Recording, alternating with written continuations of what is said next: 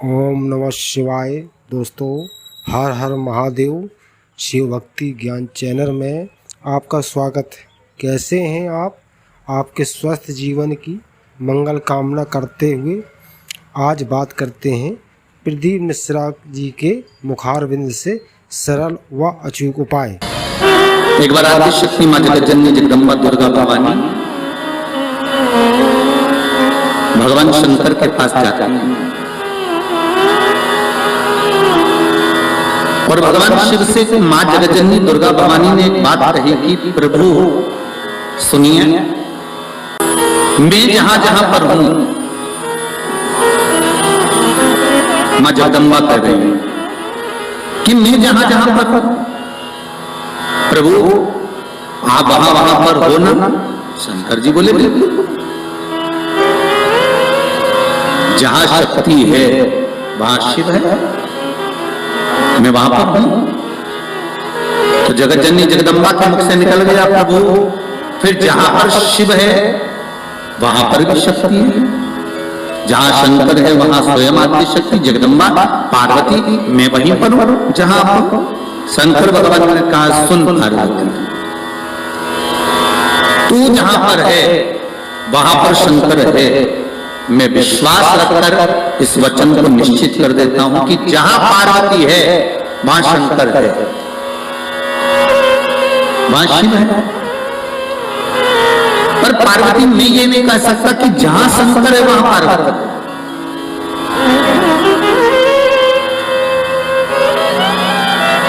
जहां पार्वती है वहां शिव है, ये पक्का है। जहां पार्वती है वहां शंकर है, ये निश्चित है, ये पक्का है। पर जहां शंकर स्वतः है, जहां शिव है, वहां पार्वती हो, ये पक्का है। इसको मैं निश्चित नहीं कर सकता, इसको मैं पक्का नहीं कर सकता। पार्वती जी की आंखों से अश्रु बहने लगा। पार्वती जी की आंख में आज अश्रु देखे। जब पार्वती जी की आंख में अश्रु देखे तो शिव जी ने पूछा, बात क्या है, तुम बोलो आज पार्वती, क्या हो क्या गया? पार्वती जी बोली, बस बात इतनी सी है कि आप बोल रहे हो, मैंने कहा कि जहां मैं हूं वहां शंकर है, तो बिल्कुल पक्का। पर आप कह रहे हो जहां शंकर है वहां पार्वती नहीं है, जहां शिव है वहां पार्वती नहीं है। आखिर क्यों, किस लिए? शंकर भगवान कहते हैं, औगड़दानी त्रिकालदर्शी कैलाशी मेरा शंभु, मेरा शंकर, मेरा ओघड़दानी, मेरा भूतेश्वर, मेरा भूतनाथ, मेरा त्रिकालदर्शी, मेरा महामृत्युंजय कह रहे हैं। हरी पार्वती तो जानती नहीं है, तो मुझे पहचानती नहीं है। कुछ स्थान ऐसे हैं पार्वती जहां पर मुझे तेरे बिना भी रहना पड़ता है। पार्वती जी ने हाथ जोड़कर निवेदन करा, प्रभु कोई एक स्थान ऐसा बता दो जहां शंकर हो और शंकर के साथ आद्य शक्ति पार्वती भी हो। जैसे आप कह रहे हो कि जहां पार्वती रहेगी वहां शिव रहेगा, पर जहां शिव है वहां पार्वती हो, तो कुछ एक स्थान ऐसा बताओ, वो स्थान हमको दे दीजिए। शंकर भगवान ने कहा, वो स्थान है कुंभ, कलश। कौन सा स्थान? जम के बोलिए, कलश। कलश देखा है आप लोगों ने? कुंभ कलश।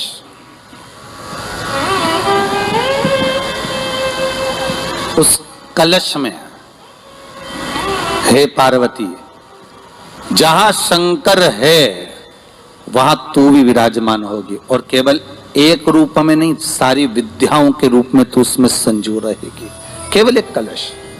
पूरे भारत की भूमि पर आज के दिन लोग देवी जी की स्थापना करते हैं, तो क्या स्थापना में क्या रखते हैं? कलश रखते हैं ना। तो कलश किस लिए रखा जाता है? कलश का क्रम क्या है? अपन ने अभी तक कथाओं में बहुत सुना, शिव महापुराण में, कि दिए का महत्व क्या है। अपन ने सुना दही का महत्व क्या है, जल का महत्व क्या है। पूरी शिव महापुराण में अपने अलग अलग महत्व को जाना है। पर यह नवरात्रे में जो शिव महापुराण की कथा शुरू हो रही है, नवरात्रि में जो शिव महापुराण की कथा को हम श्रवण करने के लिए बैठे हैं, इसमें हमारा एक संशय और मिटना चाहिए कि भारत की भूमि पर जब मां आद्य शक्ति की स्थापना होती है, मां जगत जननी को जब विराजमान किया जाता है, या चैत्र नवरात्रि में, शरदीय नवरात्रि में, आषाढ़ी नवरात्रि में, आदिक पौष नवरात्रि में हम शंकर की, हम जगत जननी जगदम्बा की जब स्थापना करते हैं, या हम नूतन घर का प्रवेश करते हैं, या गणेश जी की स्थापना करते हैं, या कोई दुकान को प्रवेश करते हैं, या कोई शुभ कार्य करने के लिए अग्रण्य होते हैं, तो हम कलश की स्थापना क्यों करते हैं? आज पुराण में शुरुआत में अपन शिव और पार्वती की यही संवाद को लेकर चलते हैं। आखिर कलश में ऐसा क्या है? कलश के अंदर आखिर ऐसा क्या विराजमान है कि 33 कोटि देवता उस कलश के अंदर आकर बैठ जाते हैं? महाराज, आप कोई यज्ञ करने जा रहे हो, आप कोई पोथी पुराण करने जा रहे हो, आप कोई अच्छा कार्य करने जा रहे हो, तो ब्राह्मण देवता कह देते कलश की स्थापना होगी, कलश की शोभा यात्रा निकलेगी, कलश यात्रा निकलेगी, कलश विराजमान होगा। और आज हर की पौड़ी पर, प्रयागराज में, या उज्जैनी में, नासिक में जो बड़े बड़े कुंभ के मेले होते, कुंभ का मतलब भी तो कलश से होता है। उसकी महत्वता क्यों है? उस कुंभ की, उस घड़े की महत्वता कहां से प्रकट हो गई? शिव महापुराण की कथा कहती है महाराज, भगवान ओघड़दानी शंकर स्वयं आद्य शक्ति जगदम्बा से कहते हैं कि जगदम्बा तू क्या चाहती है बोल। तो जगत जननी जगदम्बा कहती है कि जहां मैं हूं वहां शंकर है, ये आपने कह दिया, पर जहां शंकर है वहां पार्वती का होना जरूरी है। उसके लिए सिद्ध करने के लिए एक स्थान ऐसा बनाया जाए जहां पर शंकर विराजमान है और शंकर के साथ पार्वती विराजमान है। तो शिव जी ने कहा, पार्वती उसके लिए मैं तुझे एक सुंदर कलश का निर्माण कर देता हूं। दुनिया का रचनाकार, दुनिया की रचना करने वाले महाराज, संपूर्ण ब्रह्मांड की रचना करने वाले, जिनको भगवान शिव ने स्वयं ब्रह्मदेव से कहा है कि ब्रह्मा जी तुम सृष्टि खंड को आगे बढ़ाइए, सृष्टि की रचना करिए। और आज ही के दिन, यही चैत्रीय प्रतिपदा के दिन, यही इसको कहते हैं नया संवत्सर, नया वर्ष। हिंदू धर्म में क्यों कहा जाता है? आज ही के दिन ब्रह्मा जी ने महाराज सृष्टि की रचना करना प्रारंभ करा था। आज ही के दिन भगवान शिव और ब्रह्मा का संवाद हुआ था। सीधे भगवान शंकर ब्रह्मदेव के पास जाकर बोले थे, हे ब्रह्मदेव आप सृष्टि की रचना करिए। तो ब्रह्मा जी ने पूछा था, सारे नक्षत्र आपने बनाए, सारे दिन आपने बनाए, सारी घड़ियां आपने बनाई, सारा पल आपने बनाया, मनुष्य की श्वास गिनती, काउंटिंग, अर्थात मनुष्य के शरीर की रोमावली, ये सब आपने निश्चित करी है। मनुष्य की कितनी धड़कन चलेगी, कितनी श्वास चलेगी, 21,600 श्वास जो मानव के शरीर से प्रतिदिन निकल रही है, 3.5 करोड़ रोम छिद्र जो मनुष्य के शरीर में बने हुए हैं, ये संपूर्ण बनाने वाले आप हो। एक एक घड़ी, एक एक पल, एक एक नक्षत्र, एक एक समय बनाने वाले आप हो, हर श्वास को बनाने वाले आप हो। तो आपसे मुझे कहना है कि एक निर्माणकर्ता ब्रह्मदेव, आप ब्रह्मा जी कर रहे हैं, तो एक काम करो ना कि सृष्टि की रचना भी आप करो। भगवान ब्रह्मा ने शिव जी से कहा कि सृष्टि की रचना आप करिए। महाराज भगवान ओघड़दानी त्रिकालदर्शी शंभु कहते हैं, मेरा कैलाशी मेरा शिव कहता है, नहीं नहीं नहीं, नहीं। ब्रह्मदेव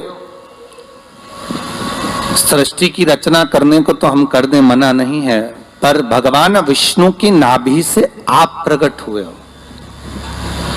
भगवान शेषनाग की सैया पर शयन कर रहे हैं, और भगवान जब शेषनाग की सैया पर शयन कर रहे हैं, उस शेषनाग की सैया से सोते हुए भगवान ने अपने नाभि कोश से आपको प्रकट करा है कमल के पुष्प के ऊपर। और आप भगवान की अंतः नाभि में, ब्रह्मदेव ना जाने हजारों वर्ष तक आप नाभि में प्रवेश करते गए, हजारों वर्ष तक आप नाभि के अंदर जाकर साधना करते रहे, और साधना करने के बाद भी आपको यह पता ना चल पाया कि आपका प्रागट्य बिंदु क्या रहा। ब्रह्मदेव सृष्टि की रचना आप करिए, इस सारे ब्रह्मांड को रचना करना है कर दूंगा, मना नहीं है, पर रचना करता भगवान ब्रह्मा जी कहते हैं कि मैं संसार को एकाग्रित करूं उससे पहले 33 कोटि देवताओं को मुझे एकाग्रित करना है, और सारे 33 कोटि देवता एक जगह पर आकर विराजमान हो जाएं, ऐसी कोई व्यवस्था करना है। शंकर भगवान ने कहा बनाओ ब्रह्मदेव, तुम निर्माण करो। ब्रह्मा, शास्त्र कहता है कि भगवान शिव स्वतः, शंकर तो शंकर है, भगवान शंकर ने एक मट्टी का सुंदर सा भाग ढेला एकत्रित करा, उस ढेले से भगवान ने एक सुंदर कुंभ का निर्माण करा, एक सुंदर कलश का निर्माण करा। देखिए कितनी सुंदर कथा है। अगर आप लिंग पुराण में इस कथा को निकालोगे तो एक आनंद की अनुभूति और होगी।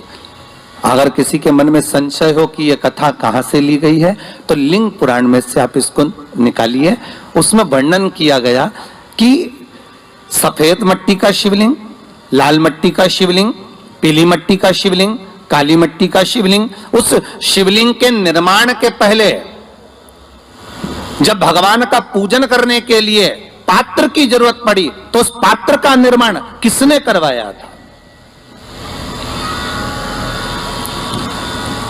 और सबसे पहला पात्र निर्मित, सबसे पहला पात्र का निर्माण, ये तांबा, सोना, चांदी, पीतल, इनके पात्र तो बाद में बने साहब। सबसे पहला पात्र बना ही काय का था? जम के बोलिए जरा, काय का बना था? सबसे पहला पात्र था ये मिट्टी का।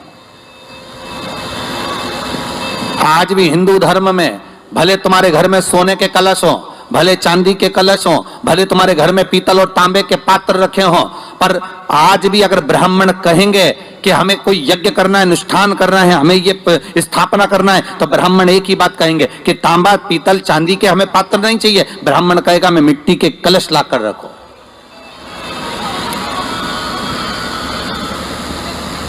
हमें मिट्टी के कलश चाहिए। और कितना बड़ा प्रमाण है जी, शास्त्र का प्रमाण देखिए कितना बड़ा है। आप किसी दूसरे घर में जा रहे हो, आप अपना घर छोड़कर और दूसरे मकान में जा रहे हो, और आपको लगा कि मैं इस घर में आप 15-20 दिन नहीं आऊंगा, 1 महीना नहीं आऊंगा, तो शिव महापुराण की कथा कितना सुंदर कहती है कि अगर आप जा रहे हो और आपको ऐसा भय लगता है कि इस मकान में कोई दूसरी प्रवेश ना करे, कोई दूसरा जीव ना आ जाए, इस मकान में कोई अंतरात्मा ना आए, इस मकान पर कोई टोना ना करे, इस मकान में कोई टोटका ना करे, इस मकान में कोई जादू ना करे, तो उसके लिए शिव महापुराण की लिंग पुराण वर्णन करती है कि मात्र एक मट्टी का कलश, उस मट्टी के कलश में एक महाराज थोड़ा सा धान भरकर उसमें एक सिक्का, 1 रुपया उसके अंदर डालकर और एक बेलपत्र उसके अंदर डालकर उसको उसके एक दिए से या प्लेट से या नरियल से उसको रखकर एक स्थान में ईशान के अंतर्गत उसको रखकर चले जाइए। उस मकान में ना तो कोई भीतर प्रवेश कर सकता है, उस मकान में ना कोई टोना कर सकता है, उस मकान में ना कोई टोटका कर सकता है, उस मकान में ना किसी की नजर लगती है। और वो पात्र कोई दूसरा नहीं होना, वो पात्र होना चाहिए मट्टी का कलश। मट्टी के कलश की बड़ी महत्वता हमारा। अब तो थोड़ा सा महाराज हो गया कि लोग हम मट्टी का कलश अगर तुम दोगे भी तो ब्राह्मण क्या काम में लेगा, तो ब्राह्मण जन कह देते हैं थोड़ा तांबे के 4 कलश लेकर आइए, तुम जरा स्टील के 5 कलश लेकर आइए, आप तुम तांबे के या ये बर्तन लेकर आइए। पहले इसका प्रमाण नहीं था, पहले प्रमाण था केवल मट्टी का कलश। स्थापना जो थी वो मट्टी का कलश, विराजमानता थी मट्टी का कलश, जिसका निर्माण स्वयं भगवान शिव शंकर, भगवान शंभु, भगवान त्रिकालदर्शी, कैलाशी स्वयं लिंग पुराण के अंतर्गत शास्त्र वर्णन करता है कि जिसमें सुंदर शिवलिंग की स्थापना करी गई। शिवलिंग का निर्माण करने के लिए भगवान ने, और स्कंद पुराण में भी आता है यही बात, शिव महापुराण में भी आती है, और आपको पहले भी कथा में कहा कि ब्राह्मण सफेद मट्टी का शिवलिंग बना, पहले भी कथा में कहा, आज फिर कह रहा है।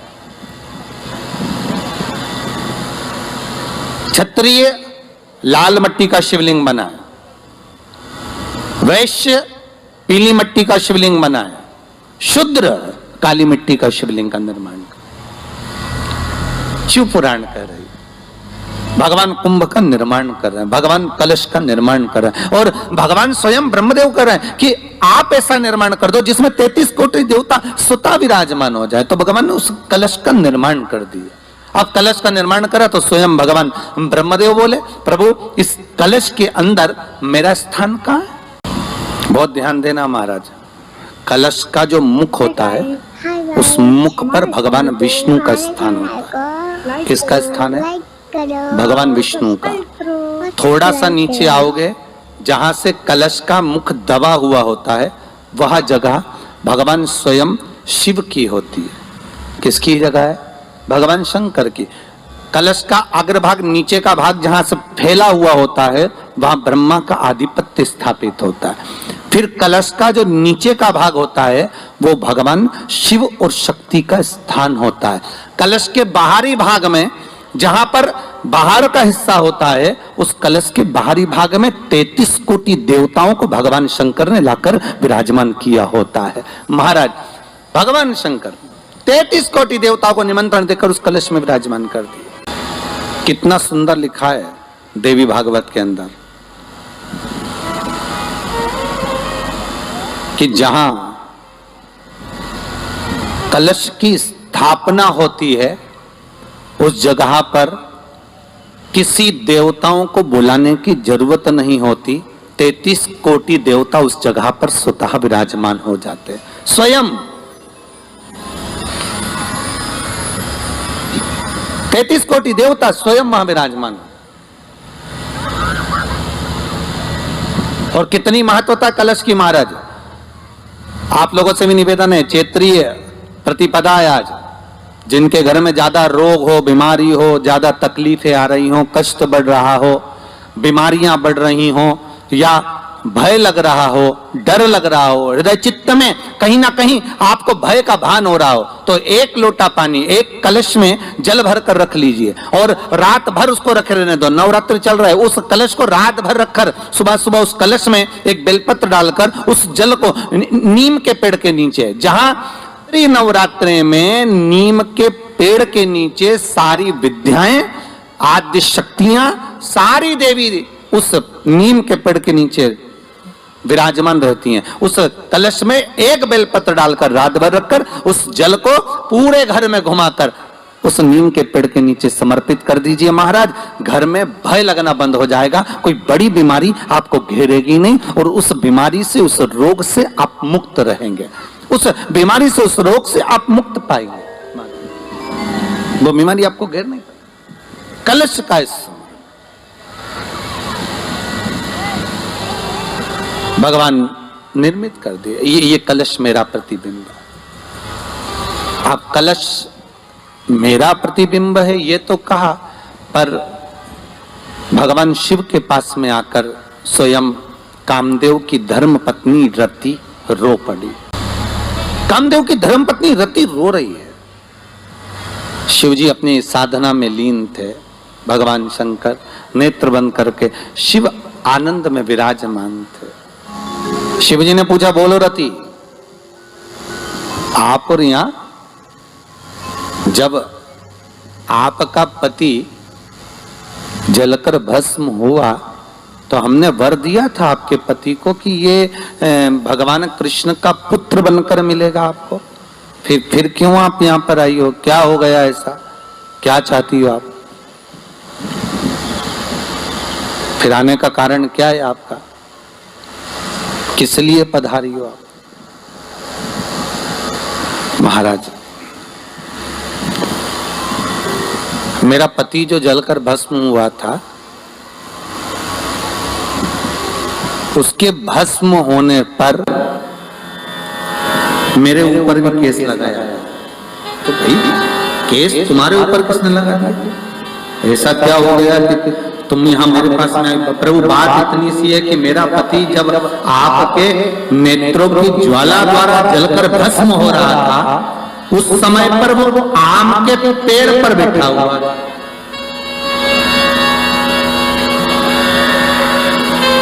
कौन से पल्लव के?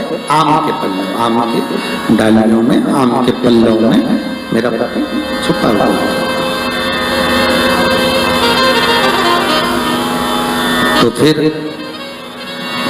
क्या चाहता हूं? भगवान से माँ रति कह रही हैं, दिक्कत केवल इतनी सी है कि मेरा पति जलकर भस्म हुआ, वो आपने वर दे दिया कि वो कृष्ण के पुत्र बनकर हमें मिल जाएंगे, वो हम मान रहे हैं, सब जानते हैं हम, ठीक है। पर दिक्कत इतनी सी है कि जिस आम के पेड़ पर मेरा पति बैठा हुआ था, उसके चक्कर में वो आम का पेड़ भी जला, तो वो आम का पेड़ जो जला उसने मुझसे कहा है कि पति का तो उद्धार हो गया, पर हमारा उद्धार कैसे?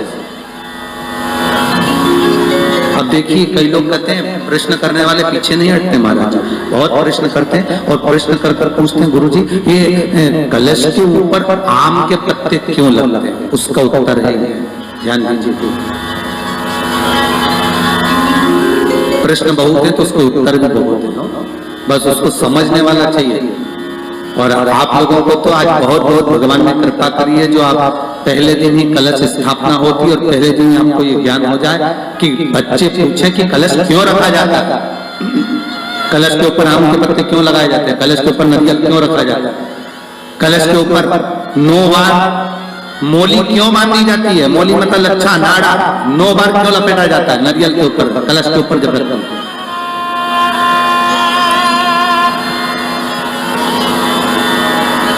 कलश के ऊपर जब जब श्रीफल रखाता है, नारियल रखाता है, तो उस पर 5 बार 7 बार मोली नहीं लपेटी जाएगी, तो 9 ही बार लपेटी जाएगी। 5 या 7 बार लपेटते हैं तो कहते हैं कि लक्ष्मी की छिन्नता होती है, और वो 9 बार लपेटी जाती है तो भरपूर लक्ष्मी का भंडार भरती है। क्यों कहते हैं उसे?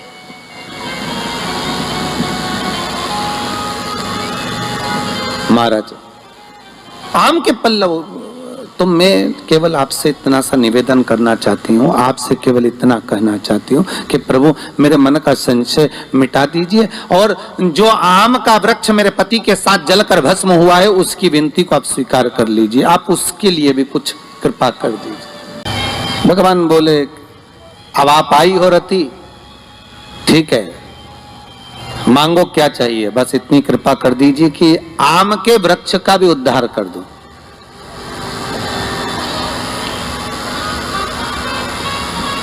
शिव जी ने कहा हम वर प्रदान करते हैं रति,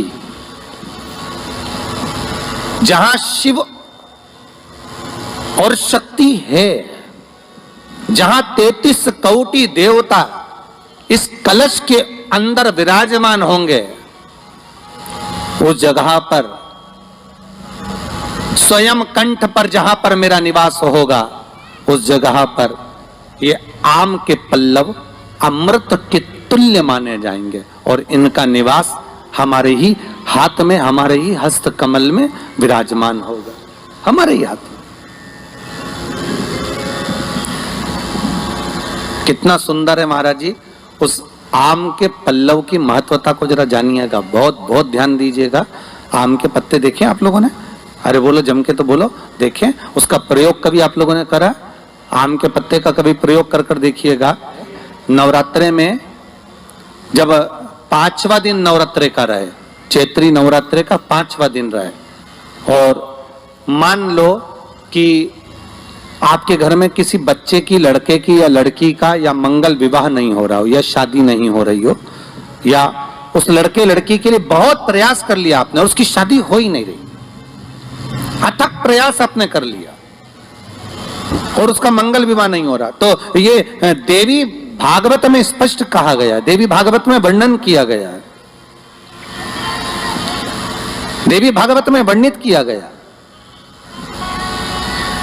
और देवी भागवत में कहा गया कि आम का जो पत्ते होते हैं, आम का जो पत्ता होता है, आम का जो पल्लव होता है, उस आम के पत्ते पर हल्दी और सिंदूर, इन दोनों से स्वस्तिक का निर्माण किया जाए। देवी भागवत का संवाद है, बहुत ध्यान देना महाराज। जिन कन्याओं का विवाह ना हो पंचमी के दिन, नवरात्रे की कोई सी भी पंचमी, मतलब जो पंचमी तिथि पड़ेगी, कोई भी नवरात्रा हो, चाहे वो 4 नवरात्रे में से, चाहे वो पौष का हो, अश्विन का हो, चैत्र का हो, आषाढ़ का हो, किसी भी नवरात्रि में आप कर सकते हैं। एक पान के पत्ते पर, एक ही पत्ते पर जो 2 स्वस्तिक बनेंगे, एक हल्दी का बनेगा, एक सिंदूर का बनेगा। बस अंतर इतना है, जो हल्दी का स्वस्तिक है उस पर कंकु के चावल अर्थात रौली के चावल, रौली कुंकू के चावल रखना है, और जो सिंदूर का है उस पे हल्दी के चावल रखना है। इतना रखकर जिस लड़का लड़की का विवाह नहीं होता उसकी हथेली पर रखकर उसका नाम और गोत्र बोलकर महाराज उसको ले जाकर नीम के पेड़ के नीचे उसको रख दिया जाता है। मात्र 3.5 या 4 महीने ऐसे रहते हैं जिसके अंदर उस लड़का लड़की का विवाह पक्का हो जाता है। जिसका विवाह नहीं होता केवल उसी के लिए, जिसका मंगल विवाह ना हो रहा, आम के पल्लव में शिव का वर प्रदान है, आम के पल्लव में शंकर का आशीर्वाद है, आम के पल्लव में शिव का आशीर्वाद। भगवान भूत भावन भूतेश्वर मेरे शिव, मेरे करुणा सागर मेरे शंकर, मेरे त्रिकालदर्शी मेरे कैलाशी मेरे भोलेनाथ। हम आशा करते हैं कि भगवान शिव आपकी सभी मनोकामना पूर्ण करें। इस उपाय को करना ना भूलें। आज बस इतना ही, फिर मिलते हैं नेक्स्ट वीडियो में। दोस्तों वीडियो अच्छी लगी हो तो सब्सक्राइब और लाइक ज़रूर करें। ओम नमः शिवाय दोस्तों।